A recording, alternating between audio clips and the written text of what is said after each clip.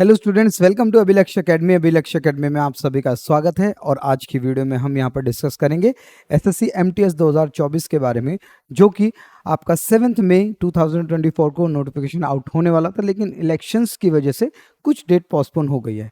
ठीक है, अब ये हो सकता है, अभी देखो आने वाले समय में इलेक्शंस के बाद कोई एक ऐसी डेट निकाली जाए। हो सकता है अभी 15 जून के आसपास कहीं ना कहीं कोई कैलेंडर एसएससी निकालता है, तो उस हिसाब से हो सकता है 15 जून के आसपास कोई डेट निकल के आए एसएससी एमटीएस 2024 के लिए। ठीक है, तो स्टार्ट करते हैं। इसके बारे में पहले बात कर लेते हैं, एसएससी एमटीएस है क्या। ठीक है, सबसे पहले बात कर लेते हैं एसएससी एमटीएस में जो होता है मल्टीटास्किंग स्टाफ होता है। ऑफिस में जो भी छोटे मोटे काम होते हैं उसके लिए एक स्टाफ रखा जाता है, जैसे कि वो फिजिकल मेंटेनेंस ऑफ रिकॉर्ड रखना हो। ठीक है, carrying files, non clerical work in the section, delivery of डाक इधर उधर पहुंचाना। ठीक है, opening and closing of room in the unit, dusting, work according to the ITI qualification, जो आईटीआई से रिलेटेड जिसने कोर्स वगैरह किया हुआ है उससे रिलेटेड कोई काम हो सकता है। ठीक है, general cleanliness and upkeep, photocopy करना, फैक्स करना, किसी को पेपर वर्क करना, असिस्ट किसी काम में हाथ बटा देना किसी। ठीक है, ऑफिस वर्क में वॉच और ward duties, cleaning rooms, cleaning of buildings etcetera, driving की अगर बात करें। ठीक है, तो इस छोटे मोटे काम जो भी ऑफिस से रिलेटेड होते हैं वो सारे के सारे एमटीएस में आते हैं। मतलब मल्टीटास्किंग स्टाफ, इसलिए इसका नाम रखा गया कि वो काफ़ी सारे उससे काम कराए जा सकते हैं छोटे मोटे। ठीक है, अब बात करते हैं सैलरी। इनकी सैलरी कितनी होती है एमटीएस की, देखो अलग अलग डिपेंड करता है, 18,000 टू 22,000। कहीं पर एचआरए ज़्यादा मिलता है, कहीं पर एचआरए कम मिलता है। सिटीज़ के ऊपर बात है, कौन से सिटीज़ में कहीं ना कहीं पोस्टिंग होती है। ठीक है, अगर बात करते हैं इनकी एज क्राइटेरिया का है, अगर एज क्राइटेरिया की बात करें तो ये 18 से 25 एज होनी चाहिए, और जो भी उनकी रिलैक्सेशन है अकॉर्डिंग टू द कैटेगरी, ठीक है, वो सब वैलिड रहेंगी यहाँ पर। और अगर हम 18 से 27 की बात करें एमटीएस इन सीबीआईसी, ठीक है, जितने भी कैंडिडेट हैं सीबीएन डिपार्टमेंट ऑफ रेवेन्यू में, उनके सब में 18 से 25 चाहिए, और जो सीबीआईसी में डिपार्टमेंट ऑफ रेवेन्यू में, ठीक है, उसमें सबकी एज कितनी चाहिए, 18 से 27 तक चाहिए। ठीक है, अब इसमें एजुकेशनल क्वालिफिकेशन क्या मांगी गई है, इसमें 10th क्लास मांगी गई है। मतलब 10th क्लास पास है आप भर सकते हो, आप 12th है वो भी भर सकते हो, ग्रेजुएट हैं वो भी भर सकते हो। ठीक है, बहुत ज़्यादा इसमें कंपटीशन हो जाता है, क्योंकि ग्रेजुएट वाले में क्या है, जो ग्रेजुएट होंगे वही फिल कर सकते हैं। 12th वाले में क्या है, जो 12th हैं और ग्रेजुएट वाले हैं वो फिल कर सकते हैं, लेकिन 10th वाले में 10th वाले भी आ जाते हैं। ठीक है, ग्रेजुएट वाले भी आ जाते हैं और 12th पास भी आ जाते हैं। ठीक है, तो इसमें सबसे ज़्यादा कंपटीशन भी रहता है। अगर हम बात करें इसके एग्ज़ाम पैटर्न की, तो एग्ज़ाम पैटर्न में पेपर 1 होता है, एक ही पेपर होता है, ऑब्जेक्टिव टेस्ट, और कहीं कहीं पर फिजिकल एफिशिएंसी टेस्ट या पीईटी मांगा जाता है, और जो कि केवल हवलदार पोस्ट के लिए है। ठीक है, इसमें जो हवलदार की पोस्ट होंगी उसी के लिए ये पीईटी का टेस्ट होगा, फिजिकल एफिशिएंसी टेस्ट। अब इसमें अगर बात करें पेपर 1 कौन सा होगा, ये ऑब्जेक्टिव टेस्ट है। सेशन 1 में न्यूमेरिकल एंड मैथमेटिकल एबिलिटी, मतलब मैथ्स के क्वेश्चंस आएंगे, 10th तक लेवल के जितने भी क्वेश्चंस है, 20 क्वेश्चंस होंगे, 60 मार्क्स। ठीक है, तो कहीं ना कहीं आपके कितने मार्क्स का क्वेश्चन हो गया, 3 मार्क का क्वेश्चन हो गया। ठीक है, रीजनिंग के क्वेश्चन आएंगे आपके 20 क्वेश्चन, 60 मार्क्स, मतलब फिर से 3 मार्क्स, और टोटल मार्क्स जो कि मिलाकर आ रहे हैं, टोटल क्वेश्चन जो है 40, 120 मार्क्स।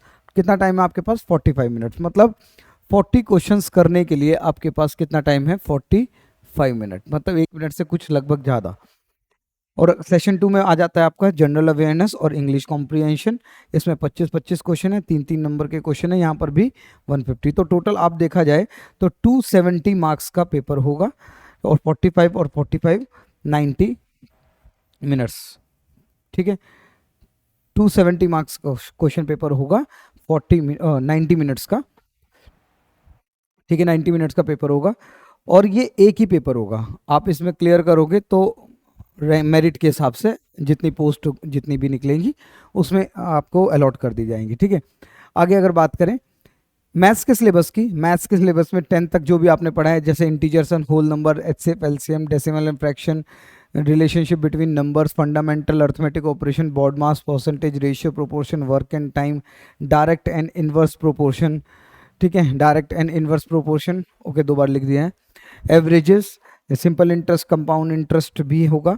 ठीक है, profit and loss, discount, area, perimeter, distance, time and distance, angle, interpretation of simple graph and data, और square and square root etcetera. ठीक है, ये सारा मैथ्स का सिलेबस है, देखा जाए तो पूरा का पूरा अर्थमेटिक पार्ट है, इसमें एडवांस मैथ नहीं आती। ठीक है, जैसे मेंसुरेशन वगैरह, ट्रिग्नोमेट्री, कोऑर्डिनेट ज्योमेट्री, ये पार्ट इसमें नहीं है। रीजनिंग की अगर हम बात करें तो alpha numeric series, coding, decoding, analogy, direction, similarity, differences and jumbling, problem solving and analysis, non verbal reasoning based on diagram, age calculation, calendar, clock, dice, cube, ये सब सारे क्वेश्चंस आपके रीजनिंग के टॉपिक हैं। ठीक है, बात करें इंग्लिश की, spot the error, fill in the blanks, synonyms, antonyms, spellings, detecting mis spelled words, idioms and phrases, one word substitution, improvement of sentences and comprehension passage. ठीक है, नोटिफिकेशन मैंने आपको बता दिया, ये अप्रोक्सीमेटली है ये। ठीक है, अप्रोक्सीमेटली ये 15 जून 2024 के बाद ही पता लग पाएगा आपको। इलेक्शन का रिजल्ट जो है 4 जून को आएगा और 15 जून के आसपास इनका नया कैलेंडर जो है वो कहीं ना कहीं पब्लिश होगा, उसके बाद ही हम ये बता पाएंगे कि ये कब इसके फॉर्म की डेट आएगी। ठीक है, 7 जून वैसे आनी चाहिए थी, लेकिन इलेक्शंस की वजह से, ऑल ओवर इंडिया इलेक्शंस चल रहे थे, जनरल इलेक्शन, उसकी वजह से कहीं ना कहीं एग्ज़ाम पोस्टपोन हुआ है। क्योंकि नहीं तो CHSL का भी बिल्कुल टाइम पर एग्ज़ाम, ये करार मतलब इनकी नोटिफिकेशन बिल्कुल टाइम पर आया था, GD कांस्टेबल का भी टाइम पर आया था, तो MTS का भी आना चाहिए था, लेकिन कहीं ना कहीं इलेक्शन की वजह से पोस्टपोन हुआ है। ठीक है, तो अच्छे से आपको ये पढ़ना है, तैयारी अच्छे से करनी है। मैं ये कोशिश करूंगा कि सारे के सारे चैप्टर्स के जितने भी प्रीवियस ईयर क्वेश्चंस हैं और जितने भी कॉन्सेप्ट्स हैं, जितने भी चैप्टर के मैथ्स और रीजनिंग के, ये सारे के सारे हम डिस्कस करेंगे। और डिस्कस करने के बाद हम एक एक चैप्टर को कंप्लीट करते हुए चलेंगे और एग्ज़ाम से पहले कोशिश करेंगे पूरा सिलेबस आपका कंप्लीट हो जाए। ठीक है, तो आज की वीडियो में बस इतना ही रखते हैं, अच्छे से पढ़ते रहिए। ठीक है, अगर चैनल को अभी तक सब्सक्राइब नहीं किया तो चैनल को सब्सक्राइब करें, जिससे कि जैसे ही कोई वीडियो इस चैनल पर डलती है तो आपको नोटिफिकेशन सबसे पहले चला जाए। ठीक है, तो मिलते हैं नेक्स्ट वीडियो में। Thank you, bye bye, take care.